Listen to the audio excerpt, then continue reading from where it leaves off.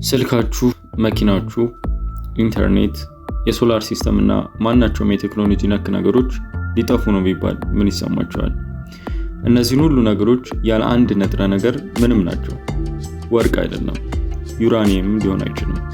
ስለዚህ ሀያልና ዓለማችንን ስለተቆጣጠረው ንጥረ ነገር ስለ ሀያላኑ ሀገራት ሽሚያም እናወራለን። ተከታተሉ።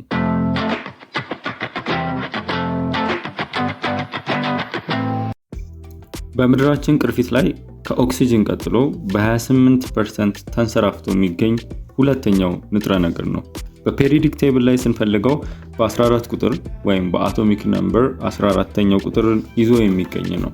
ሲሊከን ይባላል። ይህ ኤሌመንት ሲሊከን በባህሪው ሜታሎይድ ማለትም እንደ ሜታልም እንደ ነን ሜታልም የሚያደርግ ጸባይ ያለው ይሉታል ሳይንቲስቶቹ። ይህም አንደኛውን ነገር ስናነሳ ሲሊከን እንደ ሜታሎች ሴሚኮንዳክተር ወይም ኤሌክትሪክን ማስተላለፍ የሚችል ሲሆን እንደ ነን ሜታሎች ደግሞ በተወሰነ መልኩ ኤሌክትሪክ ማያስተላልፍበት መንገዶች ይኖራሉ። ሴሚኮንዳክተር ነው ስንል ኮንዳክተር ወይም ኢንሱሌተር ነው እንደማለታችን ነው። ይህ ማለት ኤሌክትሪክ በተጨማሪ ለምሳሌ ቮልቴጅ ወይም ሂት ሲያገኝ ኤሌክትሪክን ማስተላለፍ የሚችል ንጥረ ነገር ሲሆን ከነዚህ ውጪ ደግሞ ኤሌክትሪክ በውስጡ መተላለፍ ማይችልበት ነገር ነው። ይህም እንደ ትራፊክ ላይት አድርገን እንውሰደው። ለምሳሌ በመንገዶች ላይ አንድ ትራፊክ ላይት አረንጓዴ ሲሆን መኪኖች እንደሚያልፉ፣ ቀይ ሲበራ እንደሚቆሙ አይነት ይህም ኤሌክትሪክ በኮንዲሽን ተመስርቶ የሚሄድበት ወይም የሚቆምበት አይነት ንጥረ ነገር ነው ማለት ነው።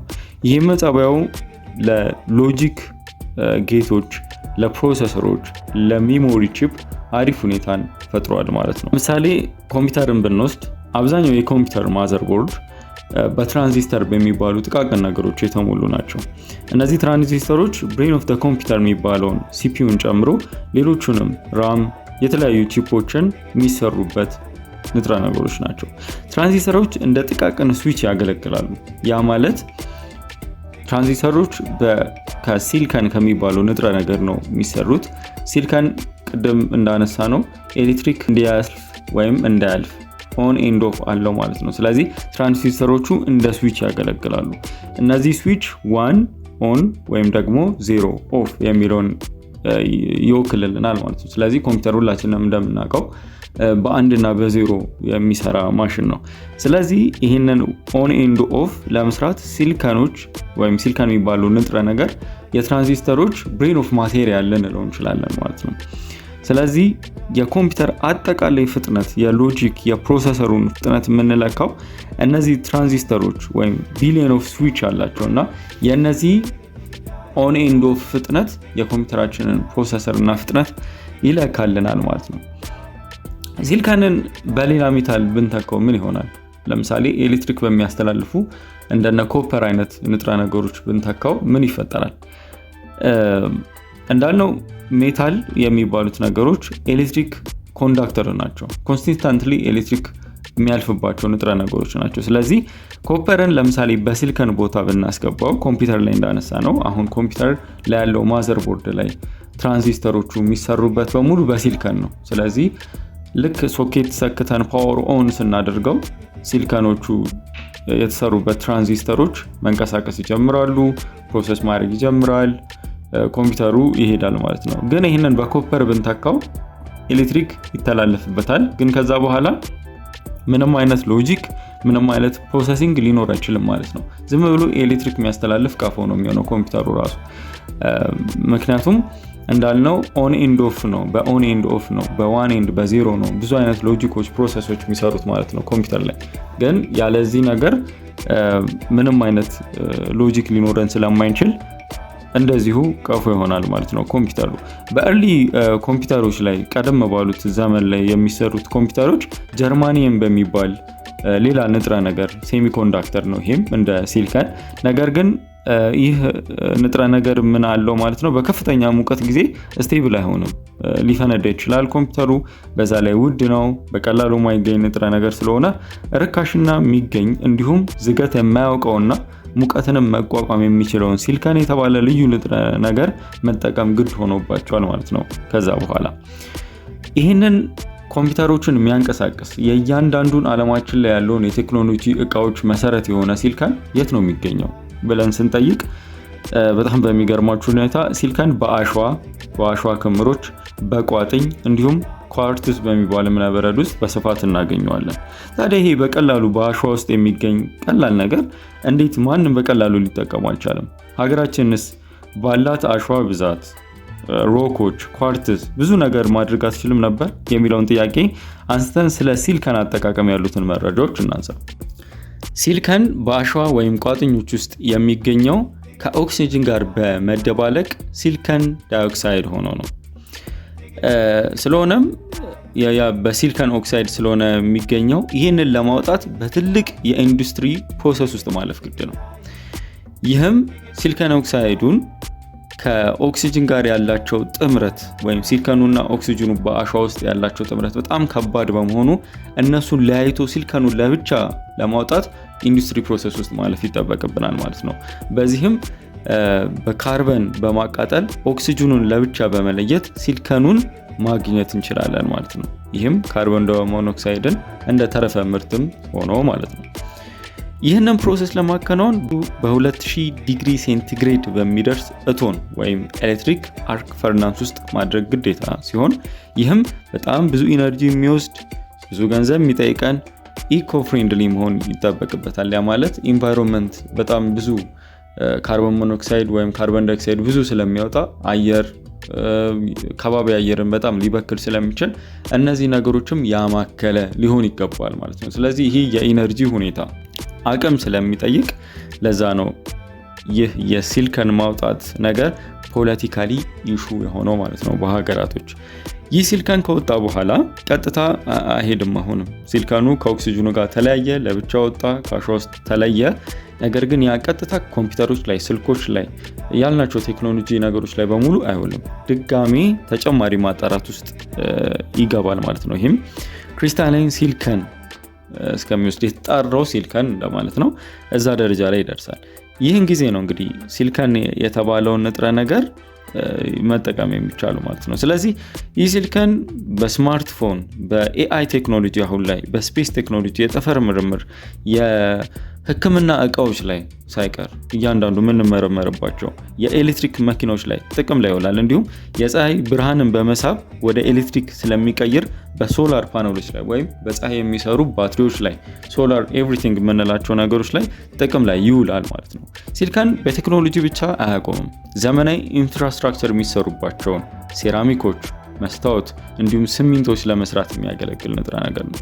እንግዲህ ይህ ሲሊከን እንዳልኳችሁ ሁሉም ቦታ ቢገኝም ግን ከአሸዋ አጥርቶ ጥቅም ላይ የሚያውለውን ማሽን መያዝና ፕሮሰሱ እንዲፈጸም ፓወርን መያዝ ነው የታላቁ ሀገሮች ፍጥጫ ወይም ያደጉት ሀገሮች ፍጥጫ የሚሆነው ማለት ነው።